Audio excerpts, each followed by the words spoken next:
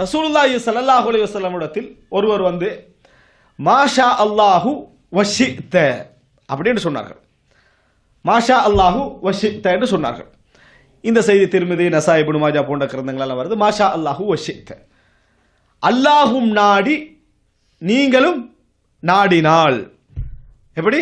அதாவது அல்லாஹும் நாடி நீங்களும் நாடினால், அல்லாஹும் நாடி நீங்களும் நாடியதால்.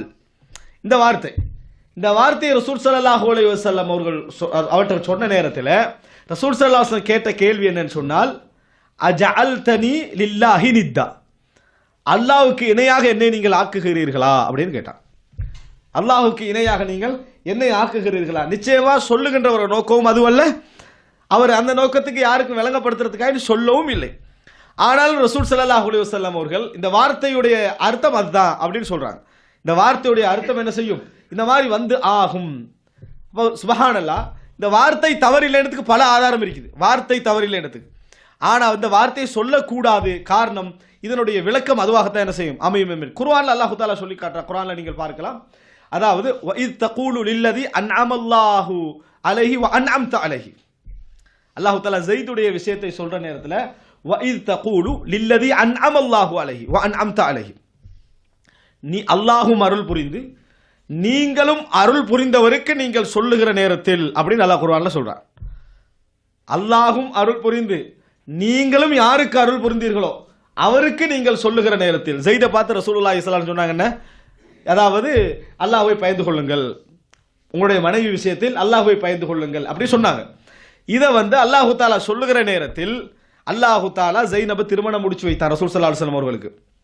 இந்த விளக்கத்தை அல்லாஹு தாலா சொல்லுகிற நேரத்தில் அல்லாஹு தாலா எப்படி சொல்றான்டா, அல்லாஹும் அருள் புரிந்து நீங்களும் அருள் புரிந்து, அல்லாஹும் அருள் புரிந்து நீங்களும் அருள் புரிந்து. அப்ப இந்த வார்த்தை என்ன விளங்குது? சேர்த்து தான் அல்லாஹு தாலா சொல்றான்.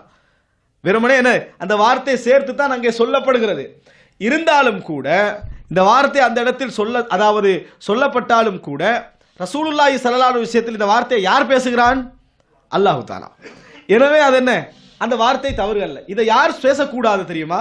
நாங்கள் இந்த வார்த்தையை என்ன செய்யக்கூடாது? நாங்களாக என்ன செய்யக்கூடாது? உருவாக்கி பேசக்கூடாது. காரணம், அது இணை வைப்புடைய அர்த்தத்தை தான் என்ன செய்யும்? தரும் என்பதற்கு இது ஒரு பெரிய ஒரு செய்தி. இது ஒரு மிக முக்கியமான ஒரு செய்தி. இப்போ இந்த செய்தியில பாருங்க, அதாவது மாஷா அல்லாஹு வஷித்த, அல்லாஹும் நாடி நீங்களும் நாடியதால் என்ற வார்த்தை ரசூல் ஸல்லல்லாஹு அலைஹி வஸல்லம் ஜஅல்தலி லில்லாஹி நித்தா, அல்லாஹ்வுக்கு இணையாக நீங்கள் இதை ஆக்கி என்னை அல்லாஹ்வுக்கு இணையாக ஆக்குகிறீர்களா? உடனே சொல்லிவிட்டு சொன்னார்கள், பல் மாஷா அல்லாஹு வஹ்தா, அல்லாஹ் மட்டும் நாடினால். ஒரு சில அறிவிப்புகள்ல மாஷா அல்லாஹு சும்ம ஷித்த, அல்லாஹ் நாடி பின்னர் நீங்கள் நாடினால், அல்லாஹ் நாடி பின்னர் நீங்கள் நாடினால் என்ற வார்த்தை. இப்ப ரசூலுல்லாஹி ஸல்லல்லாஹு அலைஹி வஸல்லம் அவர்களை வார்த்தை அளவில் கூட நம்ம என்ன செய்யக்கூடாது? இணைக்க கூடாது என்பதற்கு இது ஒரு மிகப்பெரிய செய்தியாக என்ன செய்கிறது? இருந்து கொண்டிருப்பதை நாங்கள் பார்க்கிறோம். அன்புள்ள சகோதரர்களே, இது மாதிரி இப்னு ஹிப்பானிலே வரக்கூடிய ஒரு செய்தி, வார்த்தை ஒழுக்கம் பற்றிய செய்தி, அல்லாஹ்வோட சம்பந்தப்பட்டதில்லை. அதாவது உங்களில் எவரும் அதாவது நான் ஜரா என்ற வார்த்தை விவசாயத்துக்கு உபயோகப்படுத்த வேண்டாம், ஜரா என்ற வார்த்தையை விவசாயத்துக்கு உபயோகப்படுத்த வேண்டாம், மற்றபடி ஹர்த் என்று என்ன செய்யுங்க? உபயோகப்படுத்துங்கள் அப்படின்னு வருது. குர்ஆன் அல்லாஹ் தஆலா சொல்லி காட்டுகிறான்.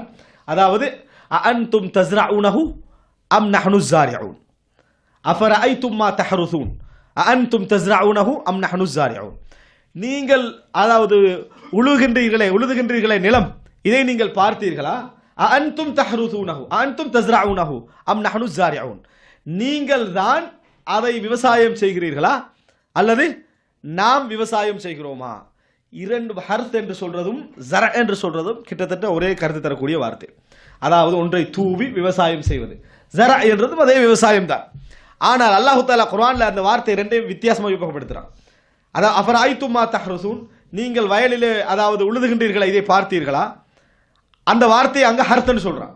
அன்தும் தஸ்ரஊனஹு, நீங்கள் விவசாயம் செய்கிறீர்களா? அம் நஹ்னு ஸாரிஊன், அல்லது நாங்கள் விவசாயம் செய்கிறோமா என்றதுக்கு அல்லாஹ் ஜரா என்ற, நாங்கள் தான் செய்கிறோம் என்றதுக்கு ஜரா என்ற வார்த்தையை சொல்றான்.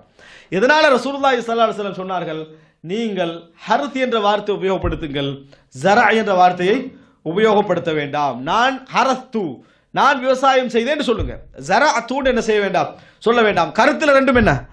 ஒன்று, அல்லாஹு தஆலா இதை என்ன செய்யறான்? தனக்கு பயன்படுத்துகிறான் என்ற காரணமாக ரசூலுல்லாஹி ஸல்லல்லாஹு அலைஹி வஸல்லம் அவர்கள் சொன்னார்கள் என்பதை பார்க்கிறோம். அப்போ எனவே அல் அதபு மா அல்லாஹ், அல்லாஹ்வோடு பேசுகிற நேரத்தில் நம்ம எப்படி கவனமாக இருக்க வேண்டும் என்ற செய்தி. சஹீஹ் முஸ்லிமில் இந்த ஒரு செய்தியை பாருங்கள். அதாவது உங்களில் எவரும் அல்லாஹ்விடத்திலே பிரார்த்திக்கிற நேரத்தில் யா அல்லாஹ் இன்ஷித்த, எனக்கு விரும்பினால் நீ தா, விரும்பினால் மன்னி, யா அல்லாஹ் நீ நாடினால் எனக்கு இதை தந்து விடு, நீ நாடினால் எனக்கு கொடுத்து விடு, நீ நாடினால் இப்படி செய்து விடு என்று சொல்ல வேண்டாம். ரசூல் ஸல்லல்லாஹு அலைஹி வஸல்லம் சொல்றாங்க, இந்த நீ நாடினால் எனக்கு தந்து விடு, நீ நாடினால் எனக்கு கொடுத்து விடு, நீ நாடினால் எனக்கு, இந்த மாதிரி வார்த்தை என்ன செய்ய வேண்டாம், இறைவனிடத்திலே சொல்ல வேண்டாம். ஃபஇன்னஹு லா முஸ்தக்ரிஹ லஹு, இறைவனை நிர்பந்திக்கின்றவர்கள் யாரும் இல்லை. எப்படி? இறைவனை நிர்பந்திக்கின்ற எவரும் இல்லை.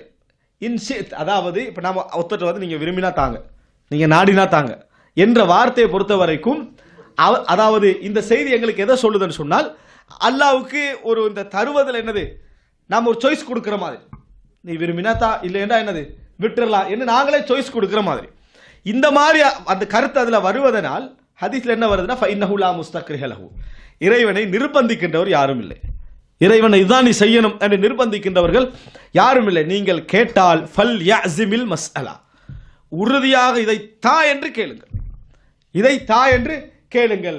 இறைவன் தராமல் இருந்தால் அது அவனது விருப்பத்தில் உள்ளது. நீங்க சந்தர்ப்பம் கொடுத்து செய்திருக்குது. ஒரு மனிதன் ஒரு வேலையை செய்யக்குள்ள முடிஞ்சா செய்ய பாருங்க அப்படி என்றது என்னன்னு சொன்னால், அவரால் முடியாம போகவும் வாய்ப்பு இருக்குது, அவரால் செய்ய முடியாம போக வாய்ப்பு இருக்குது, சந்தர்ப்ப சூழல்கள் அவரை திசை திருப்ப வாய்ப்பு இருக்கின்ற அர்த்தம் அதில் என்ன செய்யுது இருக்குது. இதை இறைவனோட என்ன செய்யக்கூடாது, நம்ம சொல்லக்கூடாது. இறைவனுடைய பேசுற நேரத்தில் நீ தந்துதான் ஆகணும்னு கேளுங்க. அவன் உங்கள்கிட்ட தரலேண்டா கூட அது அவனா விரும்பி உங்களுக்கு தரலேன்னு முடிவெடுத்த அர்த்தம் ஆகி விடுமே தவிர, ஏதோ வேறொரு சந்தர்ப்பத்தில் இறைவனால் தர முடியாமல் போய்விட்டது என்ற கருத்து அதில் என்ன செய்யாது, வராது. எனவே இறைவனிடத்தில் கேட்கிற நேரத்தில் எங்கள்கிட்ட அந்த பழக்கம் இருக்கு, ஒரு மனிதன்ட்ட கேட்பது போலயே மனிதன்ட்ட காட்டுற பேராசையெல்லாம் காட்டிடுறது.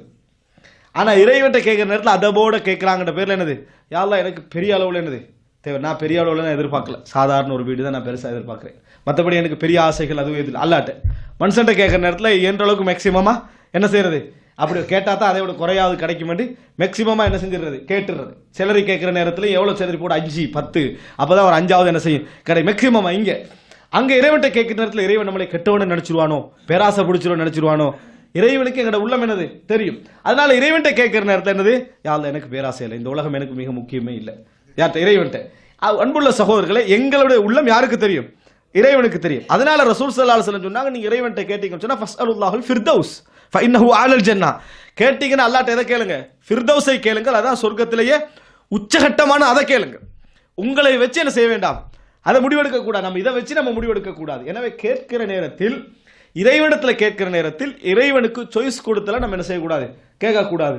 இறைவனிடத்தில் வள்ளிச்சு, அதாவது வள்ளிந்து நம்ம என்ன செய்யணும், கேட்கணும், தரணும், இதைத்தா எனக்கு நீ தான் தரணும், வேற யார் தருவான் என்ற அமைப்பில் கேளுங்கள் என்று ரசூலுல்லாஹி ஸல்லல்லாஹு அலைஹி வஸல்லம் அவர்கள் சொன்னார்கள் என்ற செய்தியை நம்ம பார்க்கிறோம்.